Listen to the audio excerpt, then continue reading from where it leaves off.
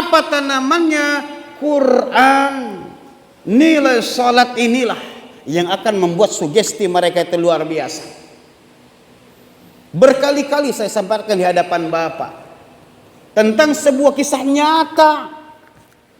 Saya ingat betul di hadapan saya betul Bapak, ketika seorang tua wafat di tangan anak-anaknya Quran yang dibaca.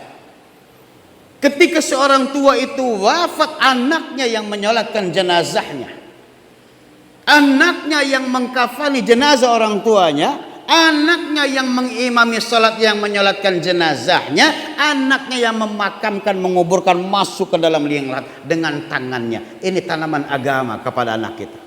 Hingga pernah dua orang ulama menangis ketika menyaksikan itu. Demi Allah Pak, saya menyaksikan sendiri. Tangisannya apa? Ya Allah, anak saya banyak. Kalaulah saya bisa mati seperti ini, ya Allah, saya sudah siap ya Allah. Ya Allah, anak saya banyak ya Allah, bisa enggak kira-kira saya bisa mati seperti ini? Bapak dan saudara-saudara jamaah salat maghrib yang saya muliakan, ini kita masih punya kesempatan. Kalau kita mau nangis, saya bilang nangislah dari sekarang nih. Ketika kita punya kesempatan ngelihat anak kita belum ajak sholatnya, nak, ayo ke masjid. Nak, ini Quranmu. Bapak pegang Quran, Bapak pengen nyimak kamu baca Quran. Bagaimana Quranmu? Ini dulu yang terus kita tanamkan kepada anak kita. Kelak ketika dia sudah besar, inilah yang menjadi pondasi mereka. Pondasi mereka yang bertahap demi bertahap akan menyelamatkan kita dunia hatal akhirah. Jangan bangga ketika kita punya anak menjadi seorang yang hebat dalam jabatannya, tinggi pangkat dan kedudukannya, tetapi dia jauh dari Allah, dia tidak kenal Allah, dia tidak kenal Quran. Jangan bangga Pak, karena kita tidak berarti apa-apa di hadapan Allah Subhanahu wa ta'ala. Dua modal utama, enggak banyak Pak. Pertama, tanamkan nilai salat kepada anak-anak kita. Yang kedua, tanamkan nilai Al-Quran kepada anak-anak kita. Bapak jamaah salat maghrib yang saya muliakan, terus ini yang saya sampaikan dari dulu kepada kita semua. Kenapa? Karena kita sering berikan kesempatan oleh Allah Subhanahu wa ta'ala. Maka pergunakan kesempatan ini dengan sebaik-baiknya.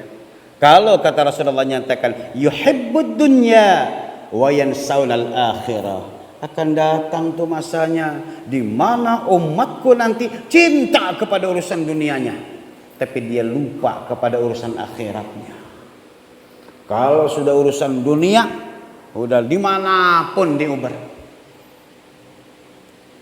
Yang paling enak kalau saya bicara dengan ibu-ibu majelis ta'lim Pak. Kalau namanya sudah urusan rewang, saya bilang dengan ibu-ibu majelis ta'lim itu, udah kadang-kadang sholat aja ditinggalin. Dan nggak nutup kemungkinan kita kalau sudah dijadikan panitia, udah pakai batik, di sininya sudah tanda panitia, asar, mobil yang datang banyak, bingung kadang-kadang. Mau sholat banyak tamu, ini gimana nih? Kadang-kadang sholat Quran salah jadi nomor 2, Allah di nomor 2 kan. Ingat, dunia tidak ada yang abadi, dunia tiada yang kekal. Bapak yang saya muliakan, dari awal hingga akhir saya hanya ingin mengingatkan kepada Bapak. Akhirnya ada 3 hal kita ingin bahagia. Saya katakan dari awal Pak, kuncinya kita pengen harus bahagia nih. Kalau hati ini bahagia, dekat kepada Allah itu nikmat rasanya. Kuncinya hati kita bahagia. Bagaimana caranya bahagia? 3 hal minimal. Saya hanya mengingatkan terakhir Pak, yang 3 hal ini. Orang bahagia itu yang pertama, kata Syekh Hasan Al-Basri, yang pertama dia tidak menyesali yang sudah lewat. Tidak menyesali yang sudah berlalu, tapi jadikan sebuah pelajaran. Sekali lagi, bahagia ada 3. Pertama, tidak menyesali sesuatu yang sudah berlalu, tetapi jadikan sebuah pelajaran berharga. Kelebihannya kita pertahankan, kekurangannya kita isi. Yang kedua, orang bahagia itu jangan takut dengan urusan besok, karena besok itu masih ada dalam genggaman Allah. Berjuang, berdoa dengan sekuat-kuatnya, karena Allah akan mengabulkan apa yang terdetak di hati kita. Ikhtiar dan berjuanglah. Dan yang ketiga, tanda bahagia itu syukuri yang ada saat ini. Jangan iri dengan orang lain, bersyukur yang ada saat ini. Ketika anak kita sehat semua, istri kita di rumah menjadi istri yang salihah, kita sudah bisa bernaung di sebuah rumah yang indah, walaupun indah hanya sebatas kemampuan kita. Berbahagialah. Ini loh yang harus kita syukuri. Banyak orang yang kaya raya, banyak orang yang punya kemegahan, belum tentu hatinya tenang. Tetapi yang pasti orang bersyukur akan mendapatkan ketentraman dan ketenangan. Saya ulang lagi, sekali lagi. Orang bahagia pertama tidak menyesali yang sudah terjadi. Yang kedua tidak takut apa yang akan terjadi. Yang ketiga yang bersyukur akan hari ini, yang ada hari ini.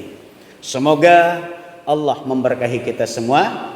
Allah memberikan ketenangan, kedamaian kepada kita semua hingga saatnya kita akan bahagia ketika kita dekat kepada Allah Subhanahu wa taala.